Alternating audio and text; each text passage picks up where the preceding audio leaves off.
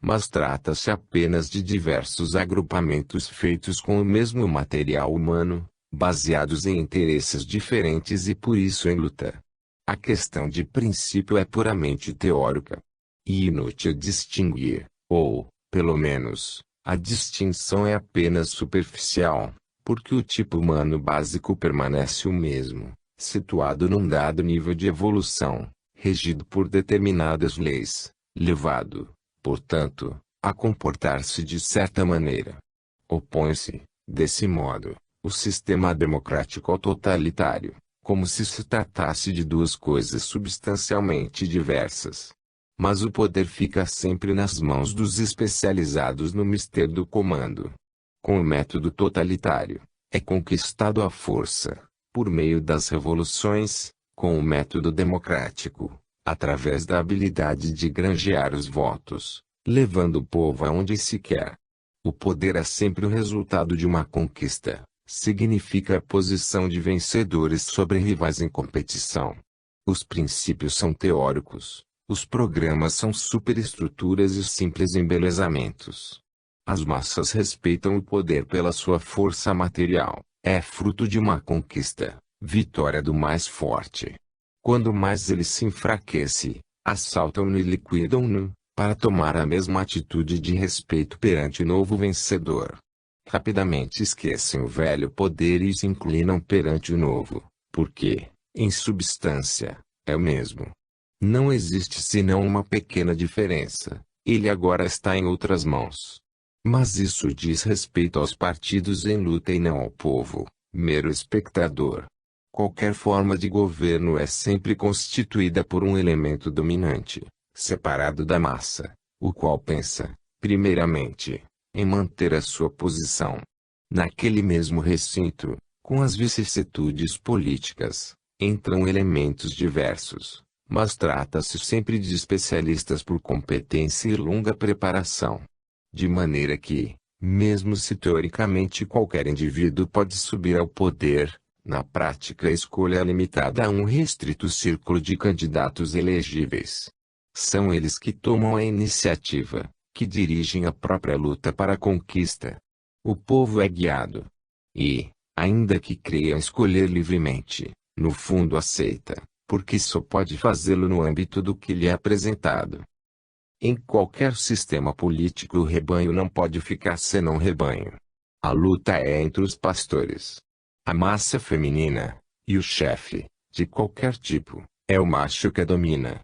A luta é entre machos para dominar a manada das fêmeas. Naturalmente, o cuidado de cada um é fazer crer no rebanho que ele é livre, escolhe e comanda. Mas até no organismo humano a parte óssea e muscular não poderá jamais assumir funções diretivas, nem mesmo eletivas. As células cerebrais não são escolhidas umas pelas outras, mas são elementos especializados, fruto de uma longa seleção. Não são células indiferenciadas que lutam para conquistar uma posição de comando no organismo, mas tipos aperfeiçoados no seu particular setor, para executar uma tarefa de interesse coletivo na qual, dirigentes e dependentes, todos concordam espontaneamente, porque esse trabalho é organicamente recíproco e dele depende a vida de todos. Daí se vê quanto a sociedade humana está ainda longe de alcançar um verdadeiro estado orgânico. Neste capítulo quisemos apenas traçar alguns aspectos do ambiente humano no qual nosso personagem se encontra vivendo, para poder melhor compreender a sua psicologia e atitude perante o mundo. 5. A vida é uma escola. Na verdade, em nosso mundo predomina o princípio egoísta separatista, próprio do as, de onde derivam muitas consequências. Quando os elementos que compõem uma sociedade não se coordenam para colaborar, não se pode falar de organismo, mas apenas de grupo, que, para continuar a existir mantendo-se unido, tem necessidade do domínio imposto por um chefe. Realmente, a primeira coisa que se procura em qualquer associação é quem a comande, impondo a sua disciplina, porque, sem este sistema forçado, o grupo se desagrega. Nos verdadeiros organismos, não nas unidades coletivas em formação, como é o caso da sociedade humana, mas nas que alcançaram o estado orgânico. Não existe chefe, mas somente um centro, em direção ao qual espontaneamente se orientam em obediência a todos os elementos componentes. A disciplina, que é a base necessária da ordem, é automática, e não há necessidade de ser imposta à força por um chefe. Este grau de evolução já foi alcançado pelo corpo humano. O modelo perfeito do estado orgânico no plano espiritual é quando se chega a este nível, a lei da luta, produto do separatismo do as, desaparece. Assim, cada indivíduo, como sucede nas células do corpo humano, dirige-se livremente ao posto que o espera para executar o seu trabalho em função de todo o organismo. E é evidente que a sociedade humana está longe desse regime de ordem. O que nela domina é o caos, em cujo seio se vão experimentando tentativas de ordenamentos parciais, isolados, como oásis num deserto. Na história eles sucedem-se em cadeia, baseando-se na força, nascem e caem em função dela. Daqui se pode deduzir o que significa a palavra liberdade e o que dela pode advir. Num regime de caos ela quer dizer revolta contra a autoridade, em favor do individualismo separatista, que vê apenas o seu próprio eu contra todos, e não em função da coletividade. Nesse regime a liberdade é um elemento de desordem e não de ordem. Para que não houvesse prejuízo deveria ser somente concedida aos povos maduros que dela soubessem fazer bom uso.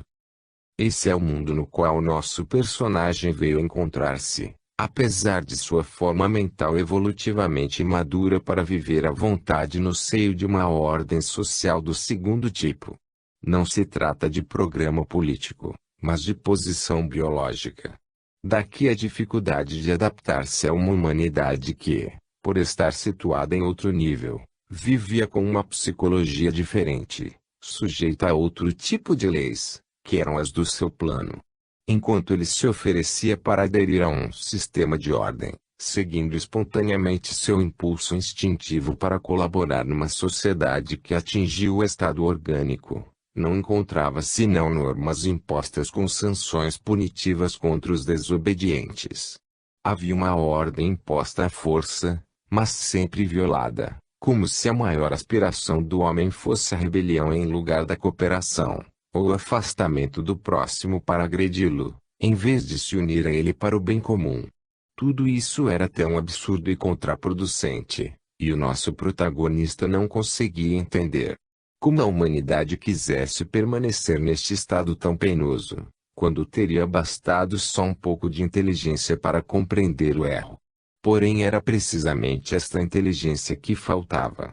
Mas parecia-lhe impossível que pudesse faltar esta percepção, quando para ele era fato tão evidente. Assim, surpreenderam-no juízos estranhos a seu respeito, que o qualificavam de soberbo, como se ele quisesse isolar-se em posição biológica privilegiada, desdenhando ficar no pântano de todos e, sobretudo, satisfeito com isso, como se fosse dever de quem ama o próximo. Explicar, nada adiantava. Certas verdades são axiomáticas, produto do instinto, dado pela posição evolutiva de cada um. Ele se encontrava perante contradições clamorosas e uma série de verdades relativas e contrastantes, cada uma afirmando ser ela a única. Por exemplo, nada mais relativo e contraditório do que o conceito de culpa e de virtude no campo moral.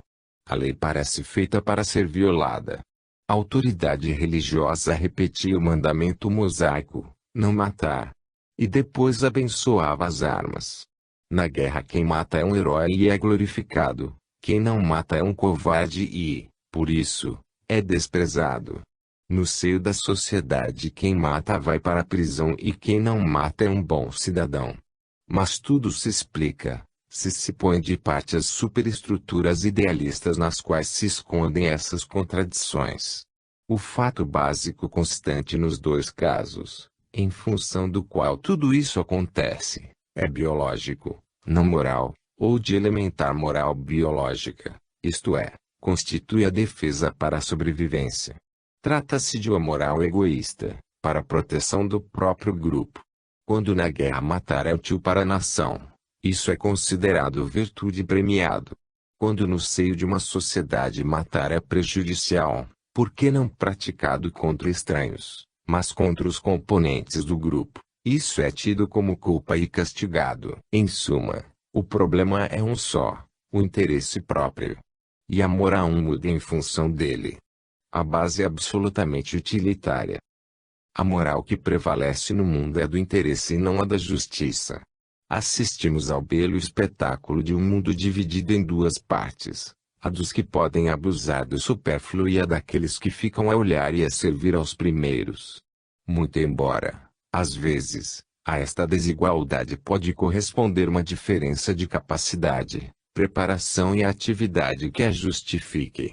É certo também que, se os pobres conhecem a necessidade e a preocupação para obter o necessário, os ricos sentem outra miséria, não econômica, mas que consiste na inquietação de poderem ser derrocados a cada momento, de terem de suportar a mentira em seu redor, e de arriscarem a decadência que leva a vida improdutiva.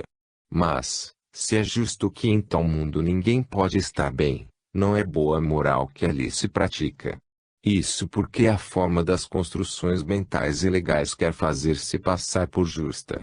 Ao menos, para ser honesto, bastaria reconhecer que, dado o nível evolutivo alcançado pela humanidade, ela hoje não pode fazer mais do que isto, embora possa realizá-lo amanhã.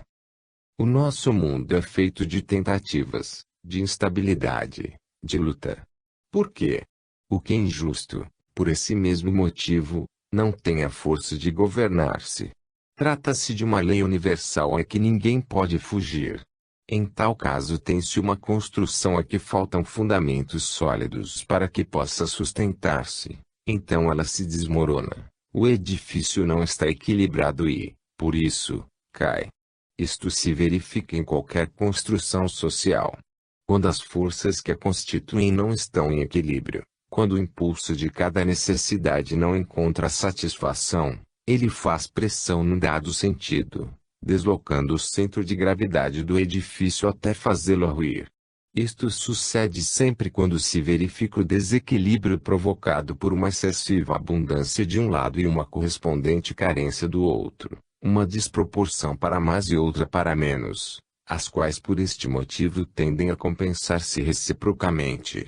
Acontece que o impulso da lei, ordenadamente, quer reconduzir tudo à estabilidade, em uma posição equilibrada, deixando cair o velho edifício para que em seu lugar surja outro, são e forte, constituído por forças em equilíbrio. Também aqui assistimos à luta entre S e As.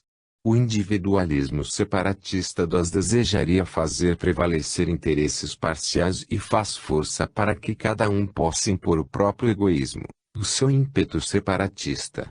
Mas não está em jogo apenas o impulso do homem, também existe o da lei. Eis que esta intervém para agir segundo os princípios imparciais do esse, levando assim ao equilíbrio aqueles impulsos, satisfazendo-os com uma distribuição equitativa. As forças da parte negativa da carência lançam-se, então, contra as do lado positivo da abundância, o vazio contra a plenitude, em forma de assalto, para dela se apossarem, enquanto a porção que está cheia não pode fazer outra coisa senão transbordar para a parte que está vazia. Assim, a vida, cada dia que passa, se torna mais coletiva em substância. A propriedade é uma passagem contínua de mão em mão, resolvendo-se num usufruto temporário. Em nosso mundo, as construções sociais não duram, porque elas não se mantêm juntas por uma íntima coesão determinada pelo impulso unitário que existe dentro de cada elemento. Pelo contrário, este tende à revolta, conservado unido pela imposição de uma força estranha que o constrange à obediência. Mas, logo que o ímpeto dessa imposição se enfraquece, prevalece o impulso separatista próprio daqueles elementos. E eles se separam, levando à queda do edifício. Por instinto, eles se repelem em lugar de se atraírem. Isto, como é lógico, tanto mais se verifica quanto mais o homem é evoluído, próximo do as, onde mais aplica aquela força, estranha e imposta. Encontrando-se as coisas desse modo, tais derrocadas são inevitáveis. Este é o resultado de todos os regimes coativos.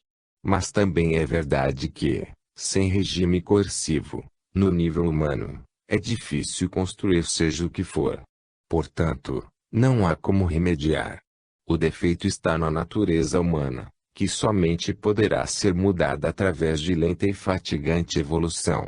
Para construir com estabilidade é necessário um novo tipo de homem, que hoje existe em tão ínfima minoria não chegando a ter importância social. Continuarão a erguer em sentido descendente, em vez de ascendente, edifícios sociais elevados com métodos anti-lei, de tipo AS, em lugar de seguirem o modelo S. Mas ninguém poderá impedir que a evolução avance conforme o princípio das unidades coletivas. Ademais, o modo comum de conceber a vida revela que estamos num mundo onde ela funciona ao contrário do que devia. Como podemos, pois, exigir que os resultados não sejam invertidos? E depois se grita que a vida é ilusão e engano. Mas, como pode acontecer de outro modo, se é errado o princípio sobre o qual se baseia? Imagina-se que se veio ao mundo para gozar e pensa-se apenas no bem-estar.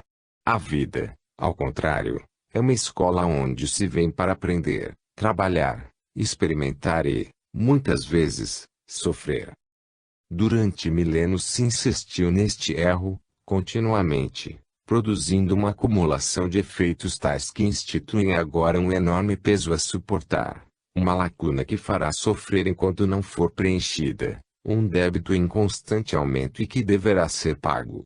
É uma grande massa a arrastar que a humanidade tem sobre as costas. No passado, em outras posições biológicas, era possível permanecer estagnado em condições mais ou menos estacionárias, nas quais o peso dos velhos erros se descarregava sobre as novas gerações, deixando-lhes depois a consolação de fazer o mesmo sobre as sucessivas, e assim por diante. Se o débito perante a lei aumentava no decorrer do caminho, era um encargo para os outros, seus sucessores, enquanto a geração que o praticava recebia as utilidades imediatas. Foi assim que o débito sempre aumentou. Ora, com o tempo, aquele peso se tornou esmagador, até ao ponto em que as gerações de hoje não aceitam, como ocorreu no passado, herança que lhes foi transmitida pelas precedentes. Acrescenta aí o fato de que a cultura, os meios de comunicação e o progresso despertaram os adormecidos do modo que os jovens estão se revoltando contra as coisas velhas e as repelem para delas se libertarem e sobreviverem.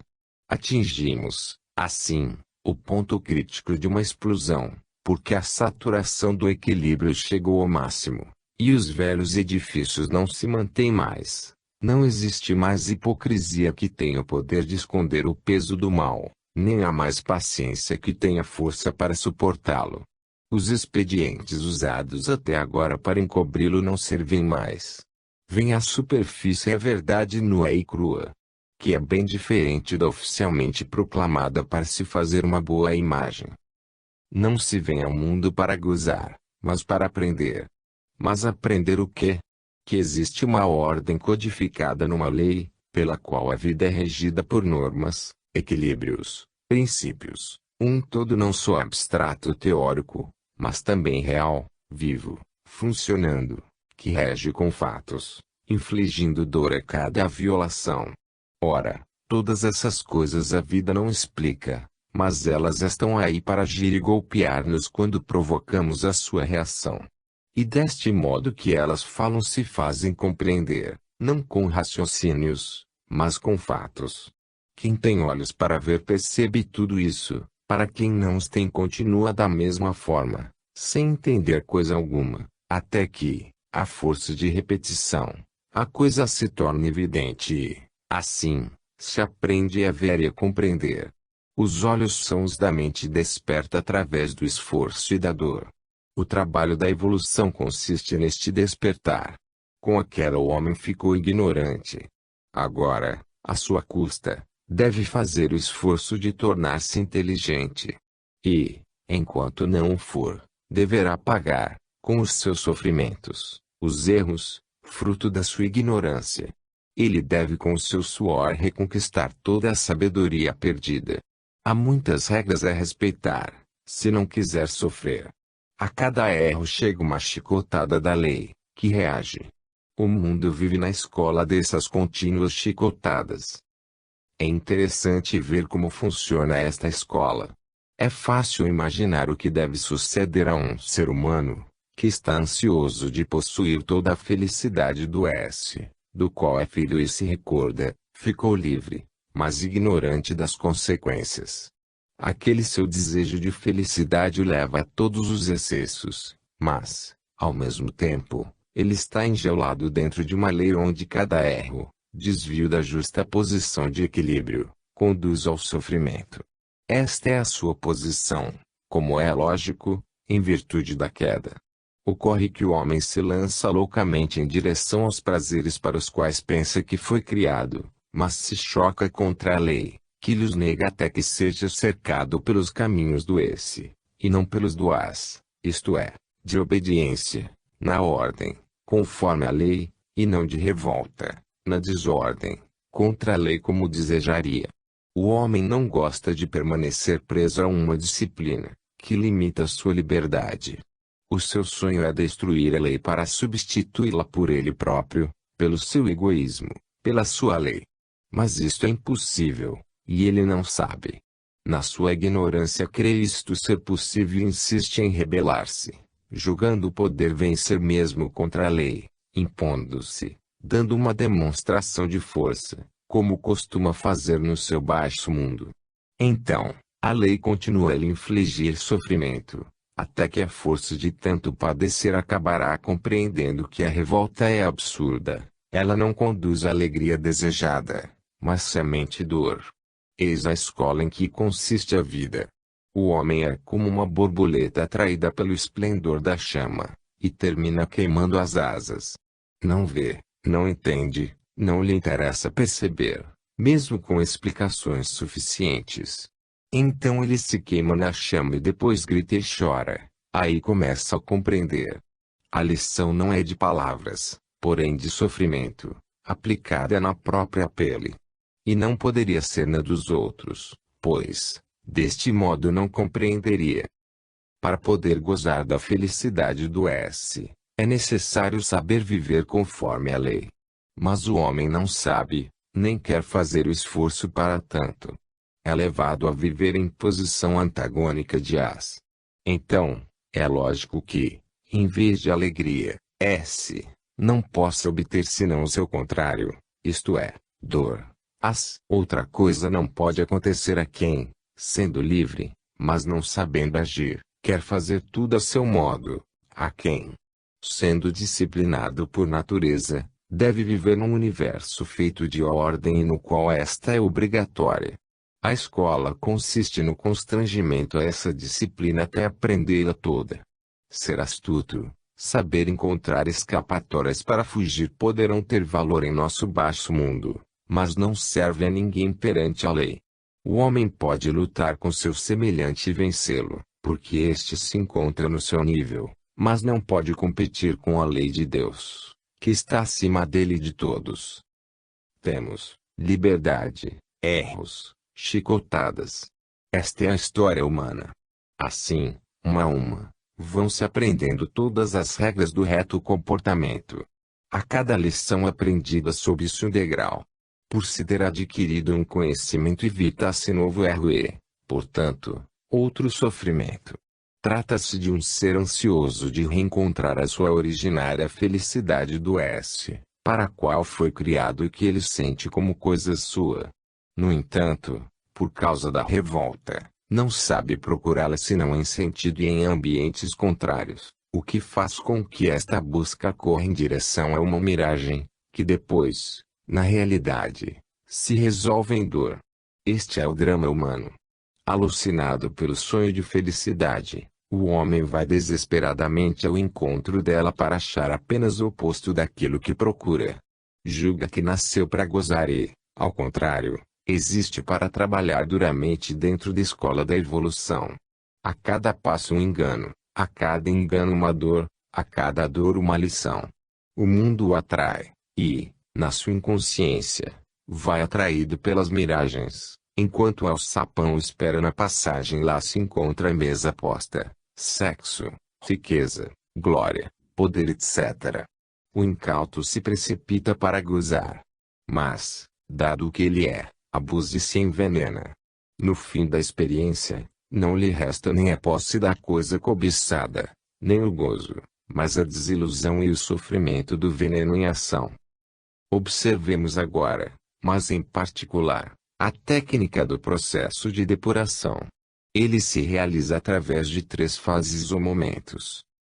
O primeiro é o do prazer, no qual livremente se atinge pelas vias travessas da astúcia e da força, como se usa na terra. A satisfação não ganha, violando os justos equilíbrios da lei, endividando-se deste modo, perante ela e, portanto, preparando a sua reação. Num segundo momento, que pode ser uma vida sucedendo anterior, o indivíduo, viciado pela satisfação alcançada no passado, convenceu-se de haver encontrado o caminho certo, o método seguro para gozá-la e, então, experiente da vivência precedente, usa o mesmo sistema, contando chegar aos mesmos resultados.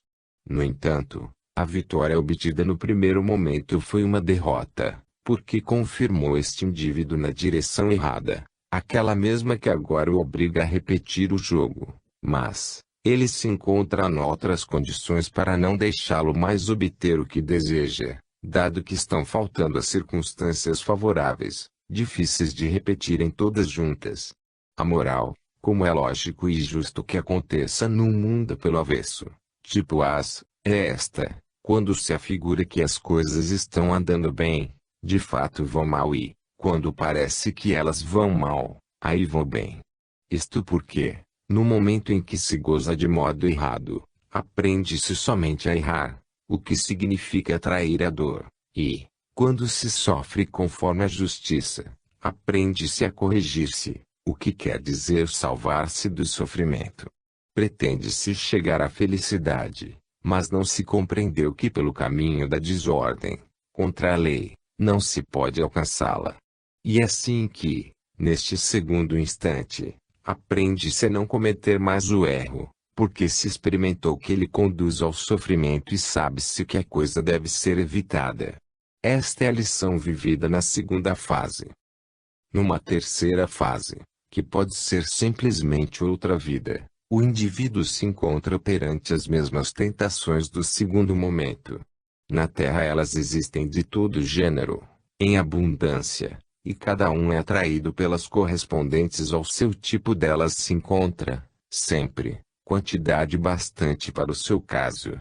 Por haver experimentado as consequências da violação à lei, ele já não comete o erro como anteriormente e, desta vez, pode evitar o sofrimento. Eis que se libertou um pouco da ignorância e conquistou outro tanto de sapiência, o que significa um passo à frente na ordem e, portanto, uma posição de menor sofrimento e maior felicidade. Este procedimento se repete a cada imperfeição que nos induz a comportar-nos fora da perfeita disciplina que a lei exige, se não quisermos sofrer-lhe aquelas consequências dolorosas por tê-la violado.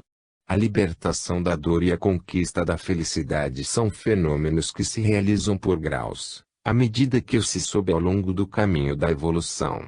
Para chegar à felicidade completa do esse, é necessário haver percorrido todo esse caminho de purificação e redenção, experimentando tanto os sofrimentos quanto são as imperfeições de que é feita a nossa natureza de cidadãos do As. A dor não poderá cessar enquanto não houvermos aprendido a não cometer mais erros e a viver em total disciplina dentro da lei. A conquista da felicidade consiste no reordenamento do caos do As até a reconstrução da ordem desse. Vemos que, geológica e biologicamente, social e espiritualmente, a evolução é um processo de reordenamento contínuo, que caminha na desordem para uma ordem sempre mais completa. A moral aqui exposta se eleva sobre bases positivas de amplitude cósmica, enquadrando-se perfeitamente no plano do funcionamento orgânico do todo. E através deste processo que cada indivíduo, que se tornou de tipo As por causa da queda, deve apagar de si, uma a uma, todas as qualidades desse tipo, transformando-as em outras consoante o modelo S. Este é o único caminho pelo qual se pode alcançar a libertação da dor. Tudo isso é claro, lógico e justo. Mas não agrada ao homem, porque o declara culpável e dele exige trabalho e disciplina, enquanto ele deseja ser aquele que faz a lei, patrão, livre de tudo. Mas é precisamente este seu instinto luciferiano que o revela filho caído da revolta, com vontade de comandar egoisticamente, substituindo-se à lei de Deus, fazendo isso em estado de ignorância e de incompetência para dirigir, não conseguindo desse modo nada mais do que cometer erros e atrair dores. O inferno que ele construiu para si na terra, com as próprias mãos, prova a verdade dessas afirmações. E, quando ele procura uma via de escape, falo para baixo, em direção ao As, e não para cima, rumo ao S. Com este tremendo erro, julga ser inteligente, porque a sapiência para ele consiste em saber defraudar a lei. Tal psicologia poderá justificar-se perante as leis da terra, tão imperfeitas e, também, frequentemente injustas, mas é loucura ir contra a lei de Deus, que existe só para o nosso bem. Quem se aproxima dela com intenção de enganá-la é justo que seja traído. Arriscar a vencer as leis humanas que possam merecer isso ainda se compreende, mas não é admissível que o mesmo aconteça com a lei de Deus. É triste ver com que inconsciente leveza o homem procura enganar-se ou procurar burlar a lei. Depois desencadeiam-se as tempestades pavorosas que vemos na história, e ninguém lhes entende as causas. Continua-se a semear como se nada houvesse ocorrido. Assim, este pobre ser que não queria voltar ao S, permaneceu ainda dentro da lei do S, onde é Deus que domina. Por isso, a revolta foi o maior fracasso, porque se resolveu não em felicidade, mas no seu oposto, na dor. E o caminho para sair dela é somente um, a obediência. Assim é o fatal destino do homem, como o de todos os decaídos. Explicamos tudo isso, também, para melhor esclarecer o caso em exame. O nosso personagem encontrava-se, com relação à riqueza, aos tesouros e alegrias do mundo, na terceira fase. Por já ter experimentado a queimadura que eles produzem, não mais os aceita. Tais fatos naturalmente dependem da posição relativa de cada um ao longo da escala evolutiva. Os problemas a resolver são diferentes de indivíduo para indivíduo, conforme a sua natureza e as qualidades velhas inferiores a serem postas de parte e as novas superiores a serem adquiridas. Na Terra, nas mais diversas posições, há trabalho para todos. Aquilo que para uns é conhecimento adquirido depois de superada a prova, para outros pode ser problema longínquo, do qual nem sequer suspeitam existência. O trabalho de polimento em geral começa de baixo, ao nível da animalidade do indivíduo. Nesse plano de vida as provas são grosseiras e pesadas, de modo que penetrem a insensibilidade do primitivo, infligindo seus golpes no corpo, fome, miséria, morticínios, dores físicas, porque os defeitos são do mesmo tipo e as provas espirituais não seriam percebidas.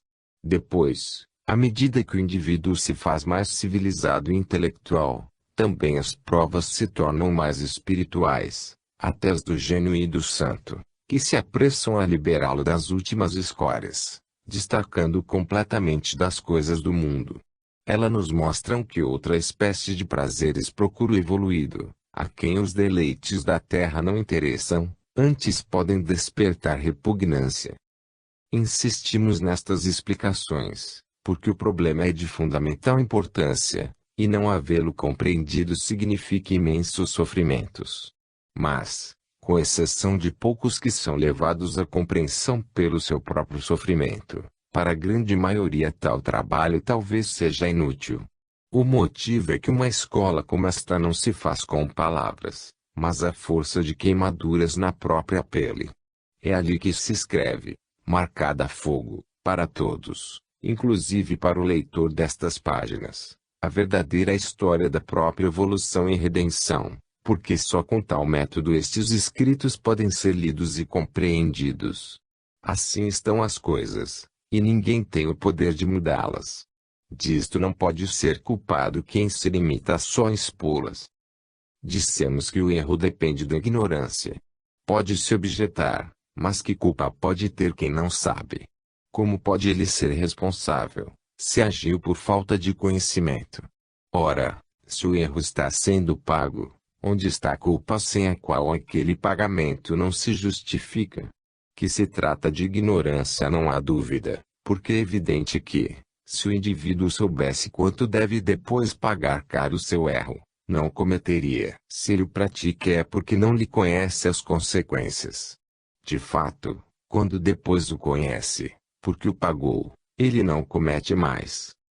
Para responder a essas indagações, é necessário reconstituir o fenômeno em suas origens e verificar de que deriva esta ignorância. O ser fora criado sapiente e tornou-se ignorante como consequência da queda, devido à culpa da sua revolta. Demonstramos isso nos volumes, O Sistema e Queda e Salvação. Ora, a revolta foi feita em plena consciência e, portanto, responsabilidade. Eis e como foi a primeira culpa, e depois, em cadeia, derivou todo o restante, isto é, a involução e o atual esforço da evolução, por meio da qual, à força de erros e consequentes sofrimentos e com a técnica que vimos, reconquista-se o conhecimento, única via para evitar o sofrimento. A este destino, enquanto não readquirir totalmente o conhecimento, o ser ficará inexoravelmente ligado. Até redimir-se, ele estará prisioneiro na engrenagem atual que vai do A ao S. Ao longo deste caminho, revolta, queda, ignorância, erro, experiência, conhecimento, ordem, felicidade. Cada termo é efeito do precedente e causa do seguinte. Movido primeiro, todos os outros lhe sucedem logicamente em cadeia. Desse modo, de agora em diante, fica estabelecido para todos o jogo da vida, inclusive para aqueles que o ignoram, ou não querem admiti-lo. O funcionamento de tais fenômenos é independente da compreensão e aceitação humanas, como, no tempo de Galileu, não era necessário que os teólogos compreendessem o que sucedia, para que a Terra pudesse girar em torno do Sol. É claro que a Terra não parava e o Sol não começava a girar à volta dela só pelo fato de que, na Bíblia, Josué assim dizia e os teólogos desejavam isso. O funcionamento da lei não pode ser alterado, unicamente, porque se pensa que as coisas sejam diferentes. Tudo permanece justo e benéfico, porque a dor, se queima, liberta da ignorância e com isso dela própria, fazendo adquirir sabedoria e, portanto, felicidade. Com estes conceitos explica-se um fato que deixa muitos perplexos, porque parece que contradiz a justiça de Deus. Vemos, na Terra, muitas vezes, que aos maus tudo corre bem e aos bons tudo vai mal. Ora, podemos compreender o que realmente acontece sob estas aparências de injustiça. A lei deixa o ser livre de mergulhar no mal à sua vontade. O sucesso que lhe atinge no mundo, seguindo esta direção, em vez de o libertar, confirma-o nos seus defeitos, porque o convence de ter procedido bem, conferindo-lhe assim um hábito e uma segurança que o conduzem a tentar de novo o mesmo caminho nas vidas sucessivas. Ora, já vimos que esse jogo não pode dar bom resultado. E nesta segunda fase que os encontramos atribulados ao praticar o bem, porque anteriormente eram afortunados no mal. Agora em sucesso forma uma conexão de ideias opostas à precedente, determinada pelo sucesso anterior. E o mal efetuado desta vez não dá satisfação, mas sofrimento. Pode-se objetar, mas por que a lei não impede que se pratique o mal? Ela primeiramente o permite e depois o castiga. Mas responde-se, Sem se atravessar a prova da dor, que segue ao mal, ninguém aprenderia. Eis a razão por que esta dupla experiência é necessária. No fundo, o mal é utilizado para chegar ao sofrimento, que, por sua vez, o elimina. Este é o resultado final de toda a operação. E isso é sumamente benéfico. Este é o motivo por que a lei permite que se pratique todo o mal desejado, desde que seja a própria custa, para ser resolvido em seu favor. Não se pode negar. Mesmo que seja duro, tudo isso é bom e justo. Eis assim explicada a contradição acima.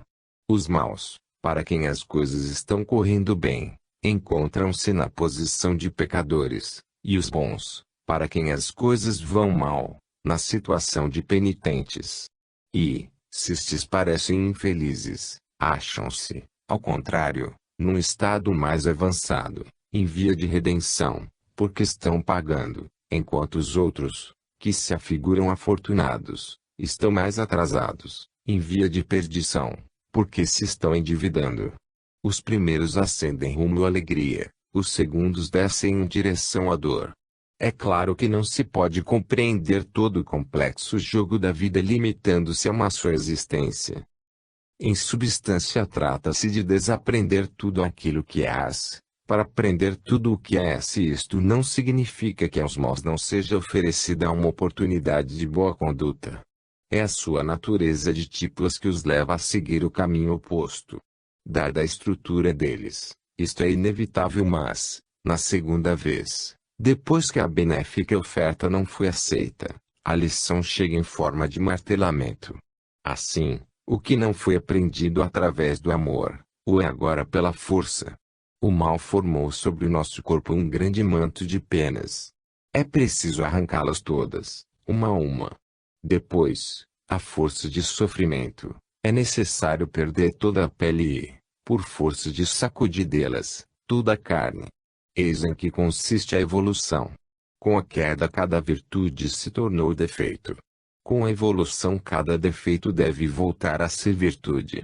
Que se trata de endireitamento de uma situação virada pelo avesso, pode-se ver, também, nas posições agora consideradas. Quem segue-o-as encontra primeiro o prazer, mas fica com um débito que deverá depois ser pago com o sofrimento.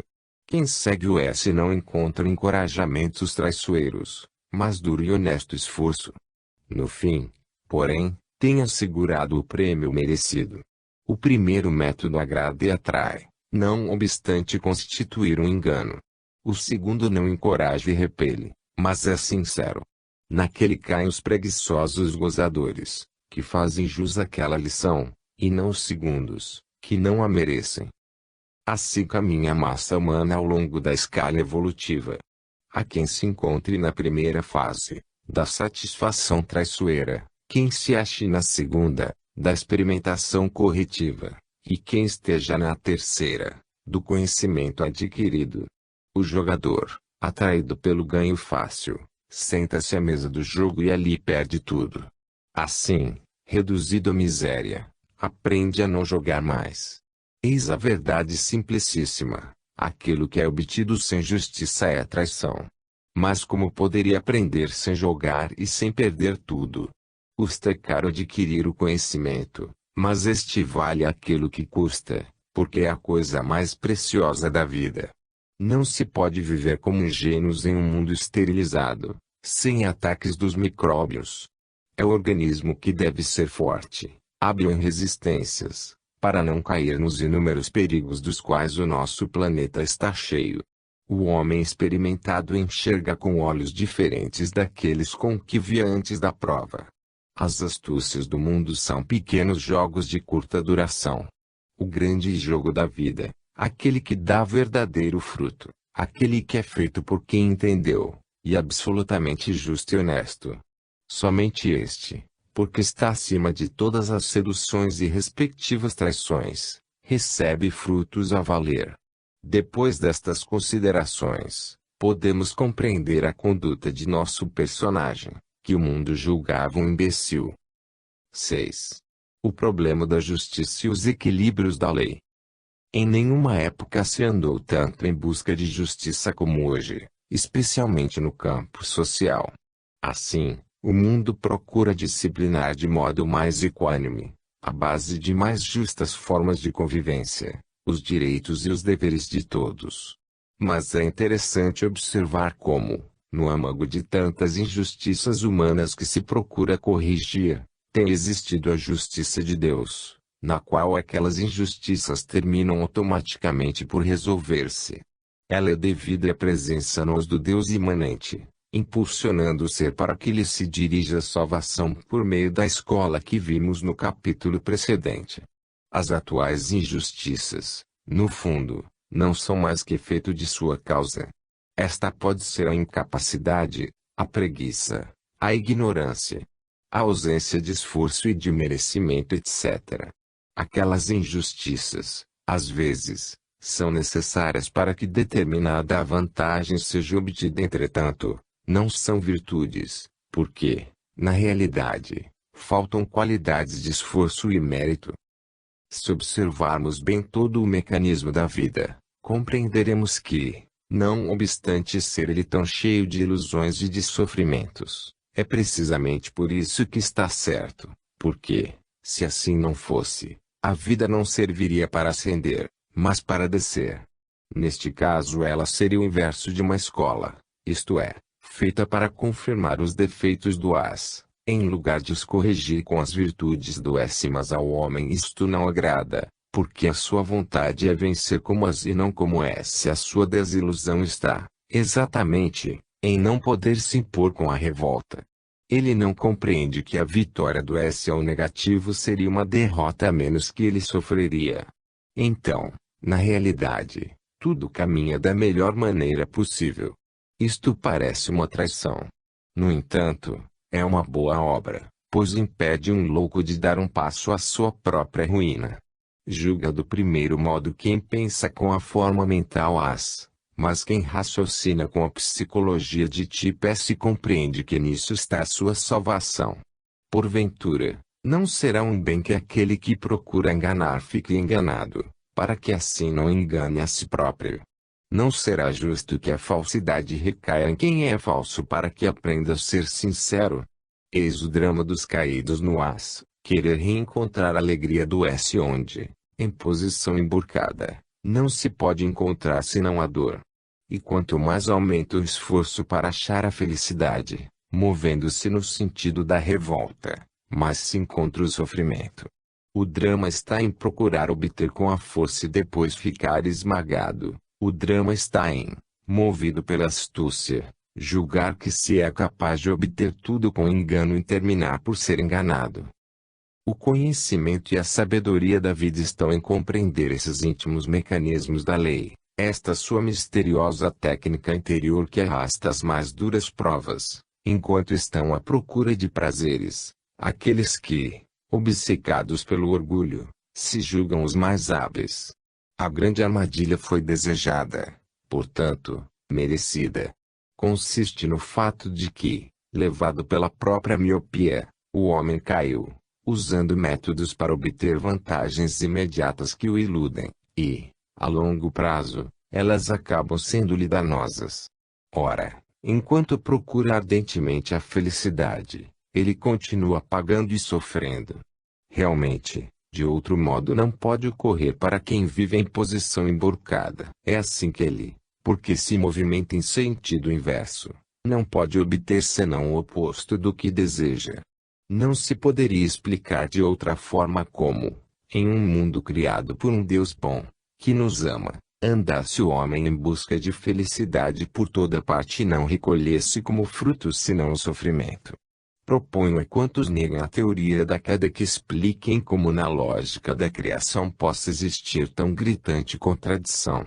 É evidente que uma obra de Deus deve basear-se na lógica, na justiça e na bondade. Sem isto, seria necessário admitir um Deus ilógico, injusto e mau, ou então ele não existe, e tudo se tornaria um caos, sem nenhuma lei reguladora, não correspondente à realidade. A nossa capacidade sensória oscila entre os dois polos do dualismo, alegria e dor. A primeira é qualidade própria do esse, a segunda, do as. O ser criado por Deus para a alegria, com a revolta caiu na dor. Com a evolução ele se redime do sofrimento e, reabsorvendo-o, regressa à alegria. Isto constitui a penitência que corrige a culpa, perante a lei, é o pagamento que extingue o débito contraído para com a sua justiça. A dor é o chicote que o conduz à força para a salvação, é o remédio amargo que cura a doença. Trata-se de uma escola, de uma lição a aprender, de um tratamento para curar, não de uma vingança ou punição. O objetivo não é atormentar, mas ensinar. A prova não pretende matar, mas tende a não ultrapassar dado limite. Se a dor fosse somente destrutiva e, perante os valores da vida, não tivesse uma função criadora e salvadora, ela não subsistiria na sábia economia do universo, apesar de sua posição emborcada de as. Qualquer sofrimento encontra sempre na morte a válvula de segurança extrema que o faz cessar. É assim que a maior parte das dores é superada. E, para que se continue a viver e deste modo aprender, alegria para sobreviver chega, em geral, no último instante, à guisa de oxigênio reanimador. Isto para os gozadores pode parecer uma traição, uma crueldade para prolongar a agonia, mas é um meio salutar para adiar a prova que redime. No fundo, alegria e dor são apenas duas posições opostas do mesmo fenômeno. Elas estão situadas ao longo da mesma linha comunicantes entre si, pelo que mais pode tornar-se o menos, e este pode transformar-se naquele. A sensibilidade do ser oscila de um ao outro extremo, até um limite máximo, dificilmente alcançado, além do qual se morre. Há uma fase intermediária, neutra, de indiferença, no qual, num estado de quietude, não predomina nenhum, nem outro. Nestas deslocações há uma disciplina que tende a equilibrar os dois extremos para que eles não prejudiquem por excesso, tanto num sentido, como no outro. A correção é automática. Acontece que, quanto mais se sofre, tanto mais diminui, com o hábito, a sensibilidade à dor e mais se adquire a capacidade de gozar. Desta maneira, o ser imuniza-se um pouco contra o sofrimento e se sensibiliza para o prazer, e será necessária uma quantidade cada vez maior de dor para sofrer na mesma proporção. Inversamente sucede que, quanto mais se goza, tanto mais diminui, com o hábito, a sensibilidade ao prazer e mais se adquire a capacidade de sofrer. Deste modo, o ser se insensibiliza ao prazer e se sensibiliza para o sofrimento, pelo que é necessária uma quantidade de prazer cada vez maior para gozar, sempre na mesma proporção. Em resumo, a abundância de qualquer coisa satura tende a eliminar a capacidade de assimilação, aguçando ao contrário, a sensibilidade em sentido contrário. Assim, no primeiro caso, a dor torna-se mais suportável e passa a existir maior sensibilização à alegria. No segundo, a alegria produz maior indiferença ao prazer e maior vulnerabilidade à dor. Como se vê, essas posições e a sua movimentação são canalizadas pela lei ao longo de um binário, em virtude do qual elas não se movem ao acaso. De fato, a primeira dose de determinado bem produz, por exemplo, uma satisfação. A segunda dose, igual à primeira, não gera o mesmo contentamento, mas, por exemplo, meia satisfação. A terceira dá 1/3, a quarta produz a quarta parte, a quinta não ocasiona nenhuma, a sexta faz mal e provoca dor, a sétima causa ainda maior dor, e assim sucessivamente. A razão desta descrente capacidade de gozar é dada pelo fato de que ela está enquadrada no as, onde a alegria, em vez de aumentar, tende a diminuir, invertendo-se na dor. Cada tentativa neste sentido, isto é, em direção ao as, conduz automaticamente a uma progressiva diminuição da qualidade do S, alegria, e a um gradual aumento da qualidade do as, a dor, até desaparecer a primeira e ficar somente a segunda. Com a revolta ocorreu que o ser, em vez de conquistar uma alegria maior, emborcou-os na dor, que constitui a lição salutar forçando-o a fugir das através da evolução. Isso tem como consequência o seguinte: por este caminho ele deve acabar por regressar ao S para reencontrar o paraíso perdido, sua meta constante, que em vão procura alcançar no As. Segue-se também que, quanto mais o ser aceita o merecido sofrimento dos como expiação e pagamento do seu débito, tanto mais endireita em direção ao S o seu emborcamento no As, redimindo-se da dor e caminhando para a alegria. Em cada caso, portanto, tudo tende para o melhor. Assim, Deus pode dizer à criatura rebelde: distanciai-vos de mim, se quiserdes, pois, a mim devereis voltar, porque fora de mim não encontrareis senão dor e morte. Portanto, o movimento que vai da alegria à dor, e ao contrário, é uma oscilação contínua, como entre dois vasos comunicantes. As duas existem, uma em função da outra. A mesma percepção verifica-se entre os contrastes com posições opostas, dependendo destas muito mais do que das suas próprias intensidades. O prazer verifica-se, então, na medida em que elimina o sofrimento de uma precedente necessidade insatisfeita e diminui com a sua satisfação. Assim, pode haver prazer apenas pelo bem-estar que se segue ao desaparecimento de uma dor, contentamento que, quando é contínuo, pode deixar-nos indiferentes, sem a sensação de alegria. E, quando esta fica fora dos equilíbrios da lei, pode transformar-se em veneno. Para esses equilíbrios, quanto mais ela se encontra em excesso, tanto mais atrai o sofrimento que a compensa, quanto maior a dor, tanto mais a diminuta alegria tem o poder de compensá-la. Por exemplo, para sentir prazer com a comida, é necessário ter fome; para se contentar com a bebida, é preciso ter sede; para se satisfazer com o repouso, necessita-se de trabalho; para usufruir a riqueza, faz-se mister ter conhecido a pobreza; para ter satisfação com as honras, convém tenha sido humilhado; para valorizar a saúde, é preciso ter estado doente; para se apreciar a liberdade, é conveniente ter sido escravo. A grande justiça da lei consiste no fato de que quem teve tudo está cansado e não sabe mais aproveitar coisa alguma, e quem não teve nada sente prazer com qualquer coisa. Daí podem nascer posições diversas, como a do rico que fica nauseado pela abundância, como a do pobre que, faminto de 1000 desejos insatisfeitos, assalta-o para espoliá-lo de tudo. Assim acontece com todo aquele que, além deste plano, encontrou alegrias superiores no nível do espírito e luta para conquistá-las, não regride, não guerreia, antes avança, como no caso de nosso personagem.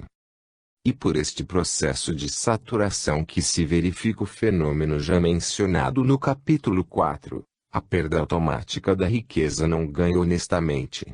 Aqui observamos mais particularmente o caso muito comum, segundo o qual o ciclo da riqueza, em geral, dura 3 gerações. A primeira é dos pobres, que, estimulados pelo desejo e tornados ativos e inteligentes por causa da necessidade, acumulam com qualquer meio um capital. Eles o apreciam pela satisfação que lhes dá a riqueza como compensação da pobreza precedente. A segunda geração, ainda com a memória fresca da pobreza, é a dos gozadores que se sentam à mesa para banquetear-se. A terceira, crescida na fartura, não recorda mais fome alguma, não aprecia, portanto, aquilo que tem, não o defende, caindo, assim, vítima de assaltos de outras pessoas tão ávidas, como as da primeira geração, que lhe roubam tudo. Em geral trata-se de gente ociosa, inepta e cansada, que a vida se apressa em liquidar. Isto sucede às famílias, como às nações. Foi o que aconteceu na França com a Luís XIV, primeira fase, Luís XV, segunda fase, Luís XVI, terceira fase, caindo com a Revolução. Isto ocorreu na Rússia, com a aristocracia do czar.